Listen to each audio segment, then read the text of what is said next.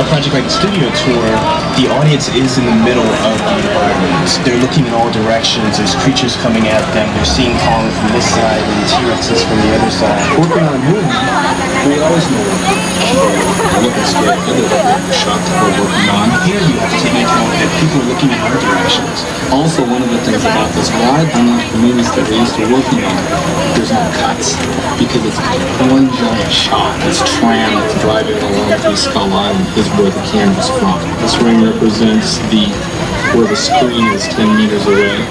We're really creating about 50 minutes of a feature film. That amount of visual information, that number of pixels, and presenting them to the audience, it's a hell of a ride.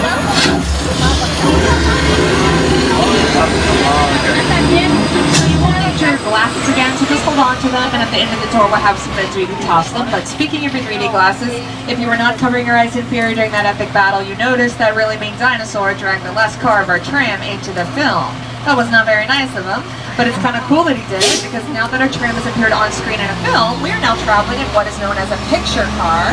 A picture car is any vehicle that's been shown on screen, whether it's TV or film. And coming up in just a second on your left, you guys get to see some of the most famous picture cars ever to grace the screen. Some of these were just as famous as the actors who drove them.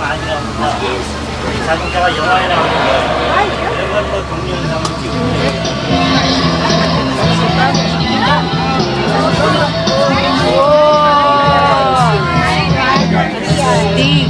So cool.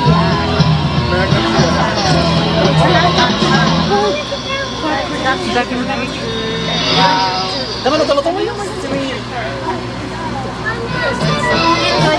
Oh, Flintstones. And the first one's got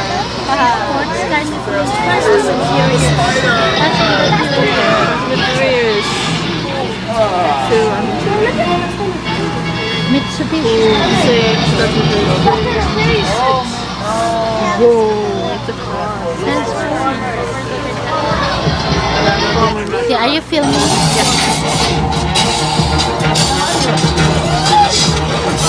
Fast and Furious. Ja Rule, Roll One, yeah, yeah.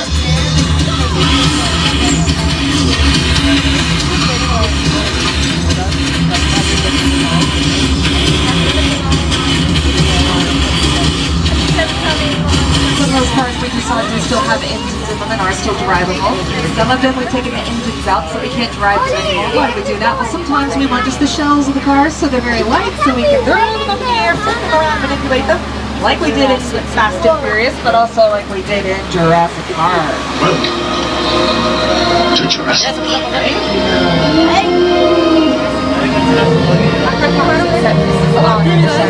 Were used in Steven Spielberg's Jurassic Park films. Fans of the Lost World Jurassic Park might recognize the mobile landing on your left. It's also on your screens right now. That's the one that dangled precariously over a cliff in the film. And we actually like designed a sort of like this to keep your eyes peeled. Oh, they're supposed to be in cages. I see empty cages. Uh-oh. Found them!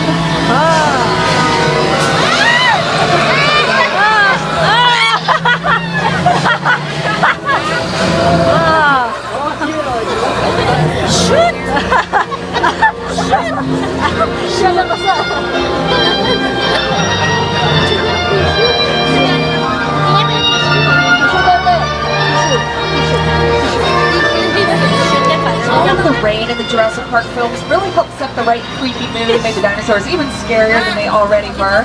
Weather plays a really important role in setting the right mood for a TV show, scene, or film scene, but when we need to create the weather, it's an interesting challenge.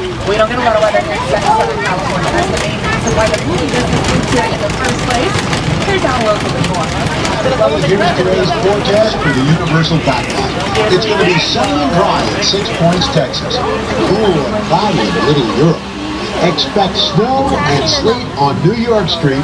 And we've got a high chance of fog and precipitation for Skull Island, Amity Island, and Isla Nublar. That's your forecast for today. Now here's a look at what's going on in your neck of the woods. Okay, what's happening here? We're in Old Mexico, and it just started raining. Al thinks that we have a flash flood warning, but that can't be right because that rain's not real. It's really only happening on one side of the tram. That rain is a result of an overhead sprinkler system. It's just shooting the water up into the air, and it'll fall down the air in a natural-looking way, using an old filmmaker's trick called gravity. But on screen, this looks very real. This is exactly how we create rain for TV and film. However, this is a very old part of our lots. It's in the name old Mexico, so we actually can't let this effect go on for too long because weird stuff has been known to happen back here. So, guys, I think we need to cut the rain, please. Guys, oh, it's too late. Everybody hold on.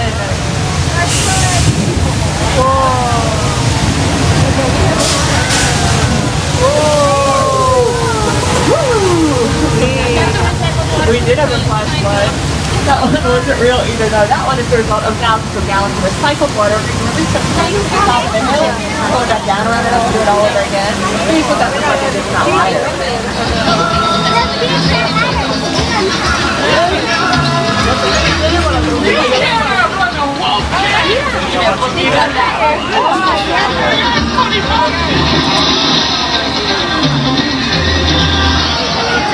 Star Man. Let's go ahead and see the Three Amigos with Steve Martin, George Chevy Chase. Lady Gaga used it for her Judas music video, and the area was dressed up as Peru for Indiana Jones and the Kingdom of the Crystal Skull. But I hope we all have our passports because we just crossed the border. We just left old Mexico behind. We are now in the Old West. Welcome to 6 Points, Texas, y'all. If you're a Western fan, this is the area of our backlot for you. Countless TV and film westerns shot right back here in 6 Points, Texas. And the biggest Western stars will all walk these streets. In fact, if you take a gander at your screens, you're going to see an old-fashioned Western duel that was shot right here in 6 Points, Texas. Hi, Ma.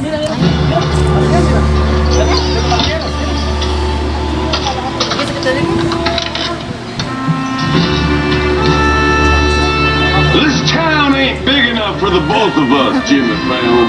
Well, I ain't going anywhere, Jimmy Fallon.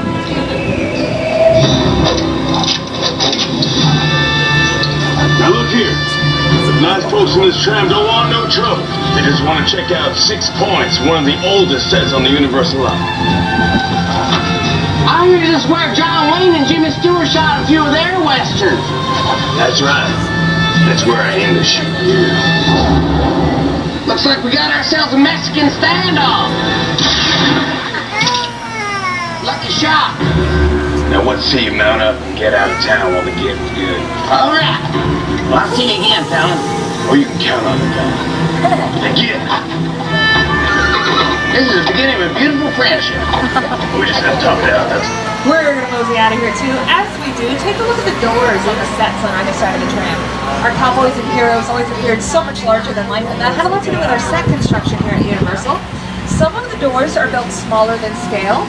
That is so when our cowboys stood in them, they appeared bigger and brawnier than they really were. Some of them really weren't that tall. Alan Ladd, Audie Murphy, two famous old school cowboys, they were only about 5'6". Now Jimmy Stewart and John Wayne, the Duke, they were well over 6 feet tall. But on the flip side, some of the doors are built larger than scale. That is so when our damsels in distress stood in them, they appeared smaller and more vulnerable than they really were. It's all about tricking your eye. And that area is called 6 Points, Texas, because we have 6 distinct streets, and each street can have its own hotel, bank, sheriff's station, and saloon. Why would we build 6 streets with the exact same things on them? Well, back in the silent film era, when sound did not matter, a different film could be shot on each street at the exact same time. So 6 films could be shot at once. So because of that, a ton of film has been shot back there in 6 Points, Texas.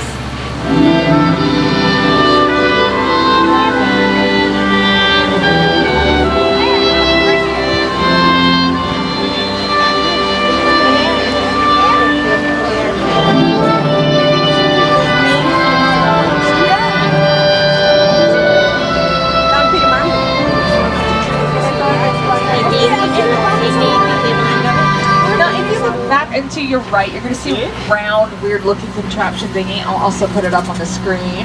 That is our underwater tank, and it works how you think it works. We fill that thing up with water, we plop our poor actors on the inside, and we keep our crew, our director, and our extremely expensive camera safe and dry on the outside, and the camera shoots through a little hatch with a window pane. Tom Hanks has worked there a couple of times, as you'll see in these clips.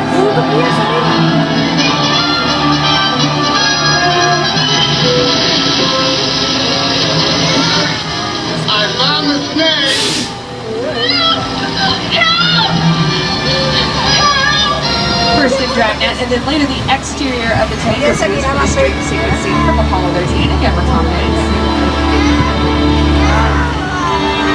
To your right, that little body of water does not look like much, but believe it or not, that's been the Pacific Ocean, the Atlantic Ocean, an extremely creepy lagoon, as in the creature from the last lagoon. And it gets even creepier than that because it's also where Norman Bates stashed his victims in Psycho. Spoiler alert if you haven't seen that film.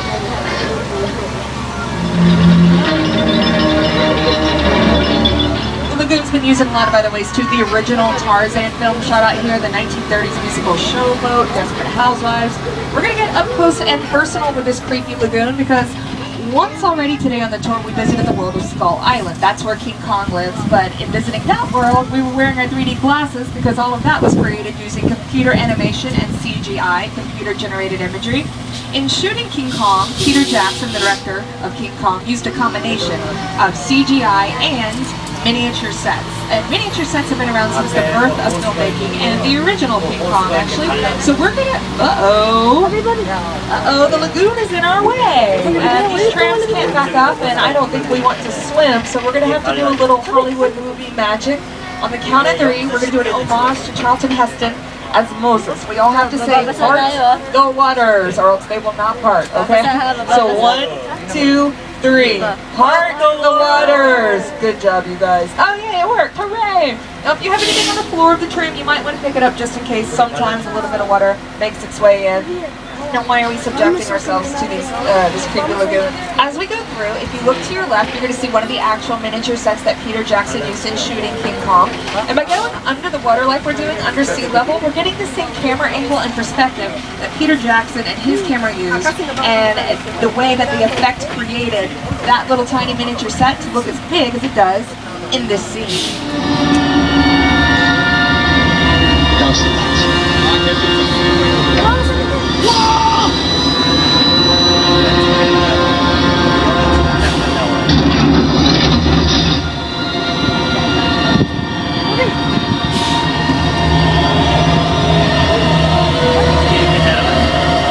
The ship, the SS Venture to your left and Skull Island never got any bigger than what you see on your left.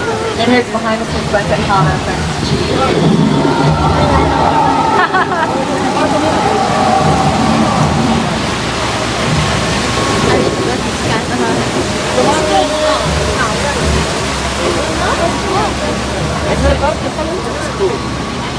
Now just a heads up, we are shooting the Hallmark Channel show Home and Family today. They are usually here Monday through Friday. Today is Saturday. They are shooting on an odd Saturday because of the July 4th holiday that is coming up. We're going to be next to their house for a minute or two. And my microphone and the tram, the clips, they are loud enough to affect filming. So if we are next to it, I'm going to go silent, and any clips I play will be on silent. It'll just be for a minute or two. Sometimes they shoot in their backyard, so you guys might be able to see them. I'll let you know when we're next to them. But just FYI, when that happens, don't take it personally. It's because they're shooting. For now, earlier I told you that out here in the background, the world is literally around the corner at every turn, which is very true right now. We're on the streets of Little Europe. So we're on the streets of France, Germany, Italy, Spain, whatever country in Europe we need them to be. How do we make them look different? It's not that hard, just a little set decoration. The correct language of the country. We want to be up on the signs of the doors and windows of the businesses, and voila, we are there. HBO's True Blood has shot back here. The first 3 Pirates of the Caribbean films.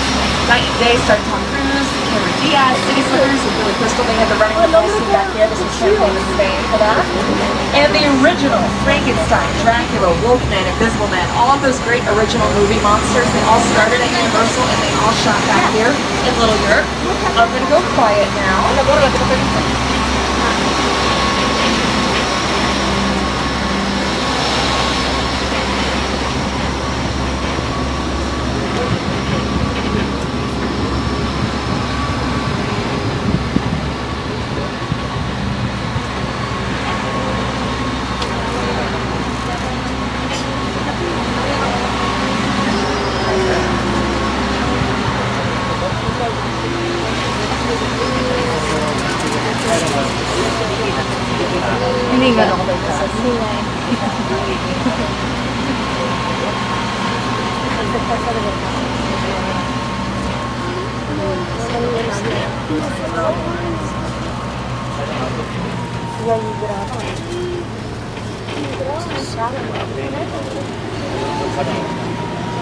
화면에 나와.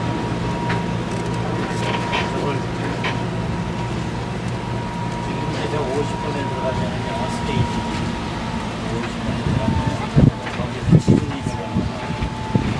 a entrar.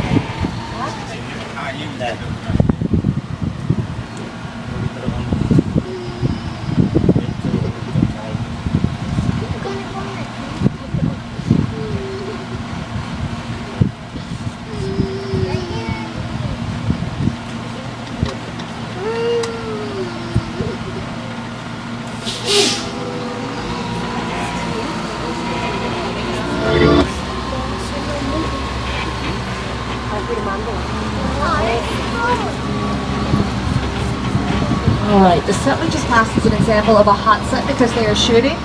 We get to go into Soundstage 50, our own example of a hot set. They're on break right now, that's what we're about it.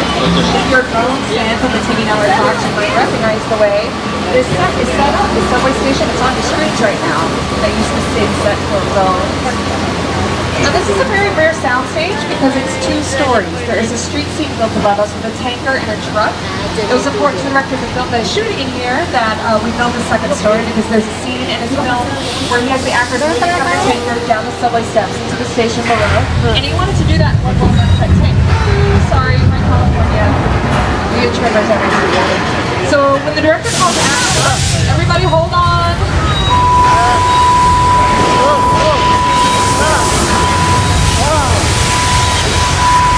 The 2nd story is falling in. Hold on back there. Oh, it's falling.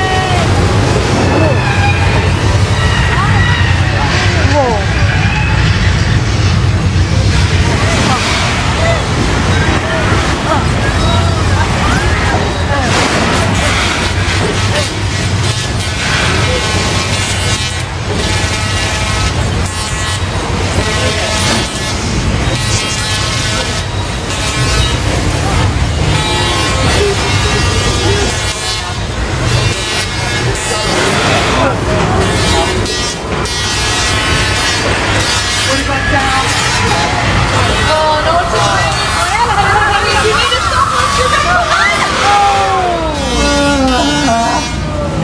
Okay, it's over. Let's get out of here before the water main breaks. Because if that thing breaks, we are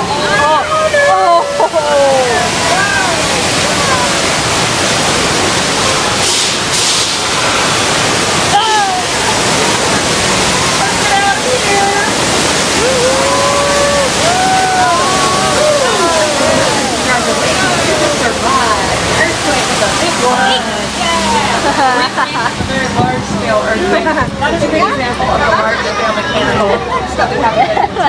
Very interesting that we do use in our disaster films, that I was not lying to you. That soundstage, that set, and those special effects were really used on the Fox show Bones. Here's what it looks like when all of those special effects are put together for TV.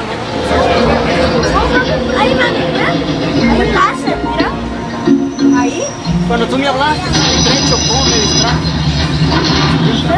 Tú me hablaste, Let's get out of here! The water main just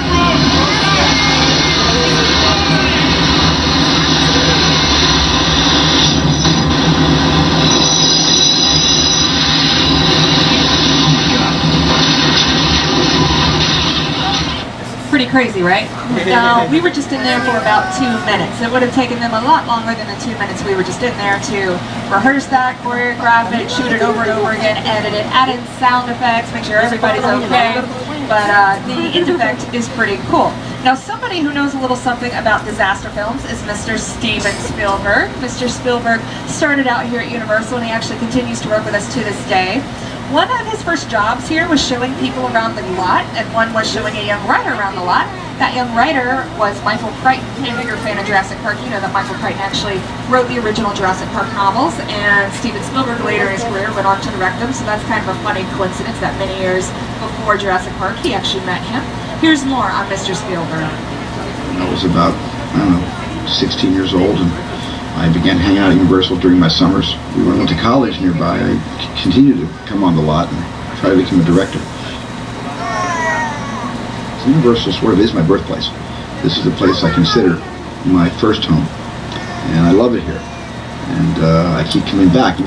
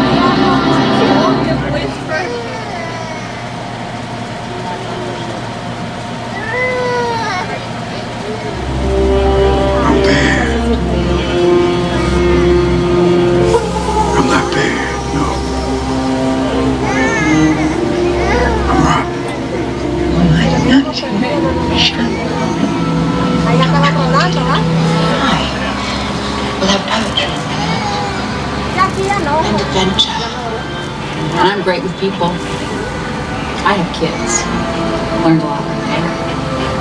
You never really understand a person until you consider things from his point of view.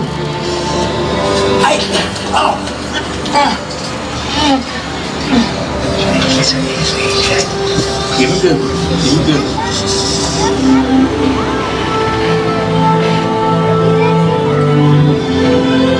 Lisa, if everybody leaves, man, I know what it's to be. Get the ball off. You know what? I'm gonna go my own way.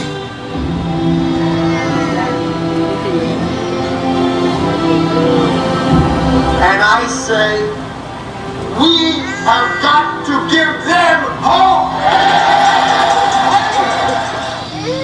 I dreamed a dream in time gone by. I wonder what you are going to do. I'll go.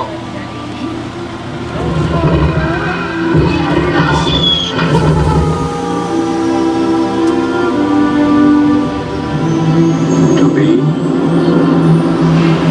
or not to be? That is the question.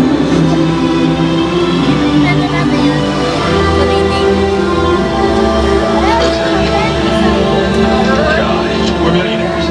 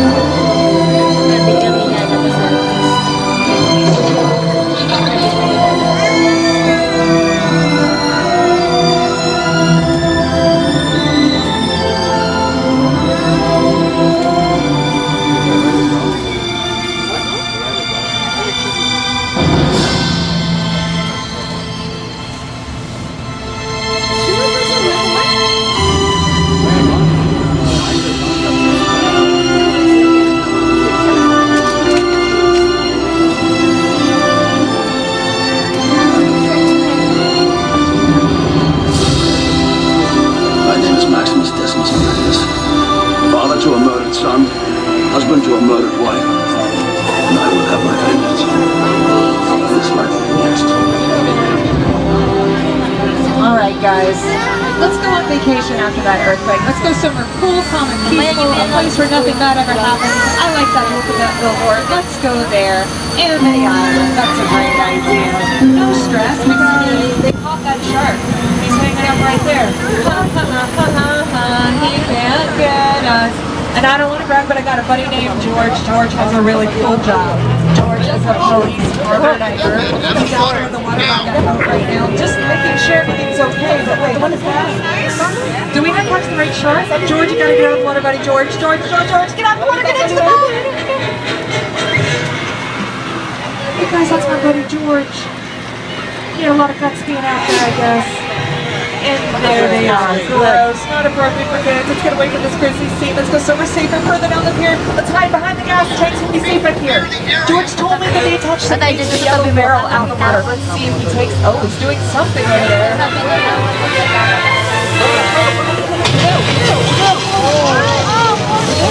So hot.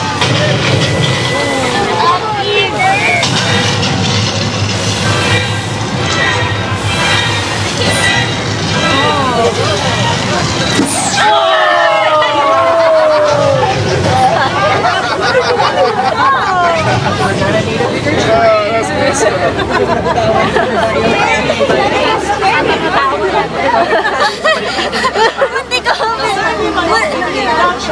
I knew that was coming. And that shark is as old as he is. He looks a lot better than Bruce, the mechanical shark from the set of Jaws. On the very first day of shooting Jaws, Bruce sank to the bottom of the Atlantic Ocean. Do you remember the soundstage I told you about on the front lot where Steven Spielberg tested the shark? He tested him in fresh water, and he should have tested him in salt water. The salt in the ocean messed everything up. So Bruce sank to the bottom of the Atlantic Ocean. The crew started calling Jaws flaws, and production was pushed back 100 days behind schedule.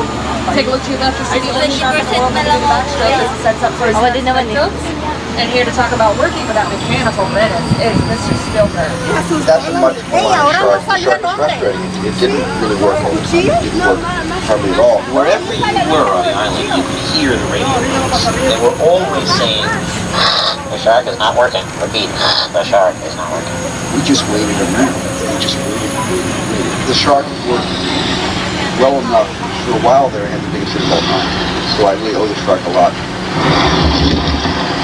Steven Spielberg nicknamed the shark Bruce after his attorney. Coming up on your right, this cute little house, we call it our chicken ranch. It's been seen in a lot of different TV and film.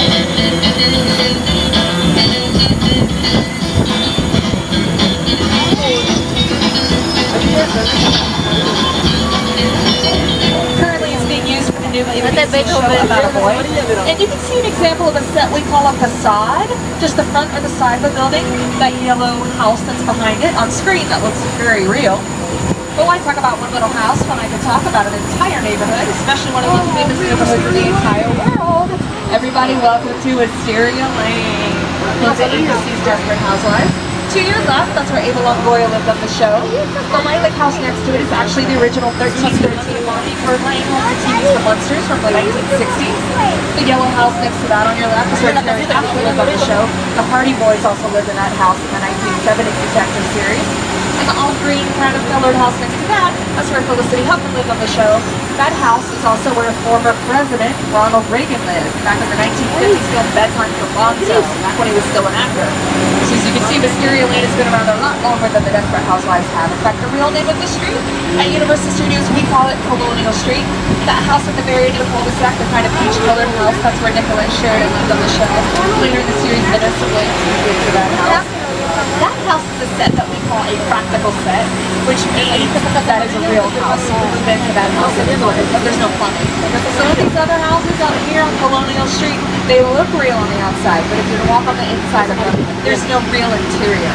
So 99% of the interior scenes you saw on Desperate Housewives, those were shot on the inside of a soundstage, and then days or weeks later, they moved out here to Colonial Street, gussied it up, added some wisteria to make it look more like Wisteria Lane, then they shot exterior scenes like these.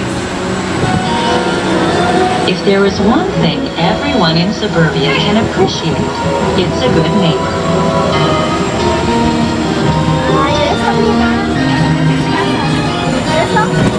Well, what the heck? Let's do this!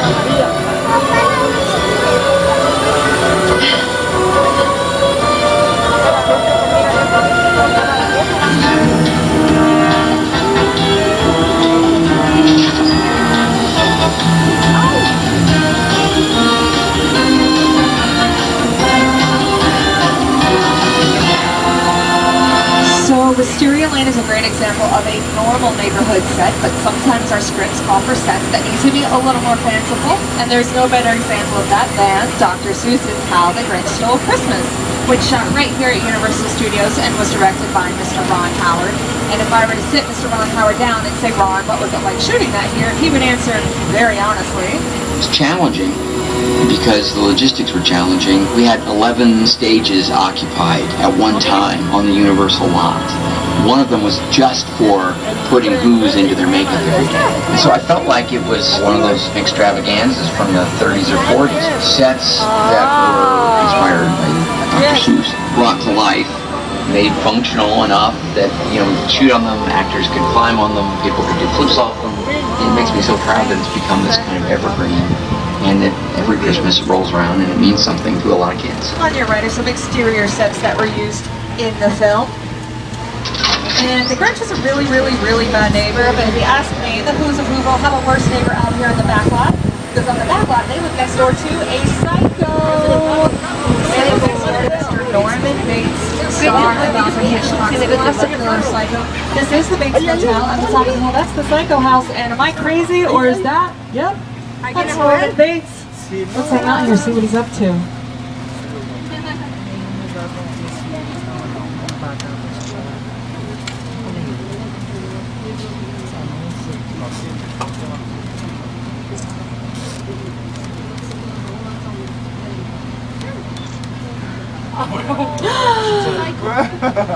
I don't think We're supposed to be singing this, everybody.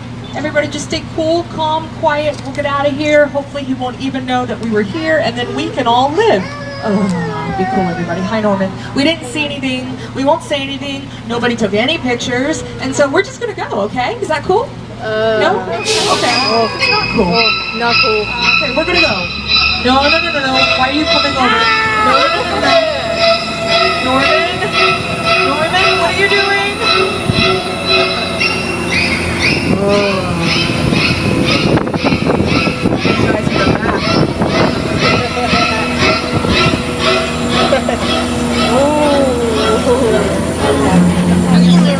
Okay, we survived that. Let's see if we survive this. The plane crash site. Steven Spielberg's War of the Worlds, starring Tom Cruise. The next still remains in the neighborhood where Tom Cruise hides out in the film. It's one of the largest mini sets ever constructed. We're going to come to a stop in the middle of it, and once we stop, we're going to stand up and take some pictures. Just please wait to stand until we stop. To your left, that is a real plane. That is a real 747 purchased from a plane graveyard. Alright, now that we're stopped, we're going to stand up if you'd like to take some pictures. The airplane crash set is a perfect example of a set that was all designed around a vision that Steven had. When we first began to sit down and talk about the War of the Worlds, I thought, what if the 747 goes down right in the Cleveland neighborhood? Because it's just something you don't see. You're doing good. You're doing good. Listen to me. Listen to me. Close your eyes, okay? Get them closed.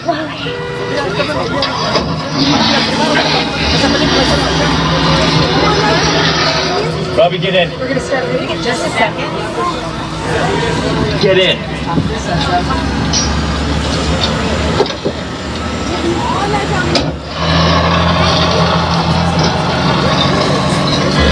As we exit War of the Worlds, we're going to take a tight turn. Make sure you guys catch a glimpse of this humongous blue wall. It's to your right. As we turn, it's going to be to your left. We go by it quickly, so I want to make sure you see it. That's the world's largest freestanding green screen, or blue screen. Could be green or blue. Happens to be blue right now. It's just a really big wall painted that color blue, and we have a really big pit in front of it. We can fill that pit up with water, make it an ocean. We have different deep levels in the pit, so we can even fit a deep ship in there if we need to. We can fill the pit up with dirt, make it a desert. Whatever set we construct, we place our actors on the set and in front of the big blue wall, and we can shoot really big scenes like these.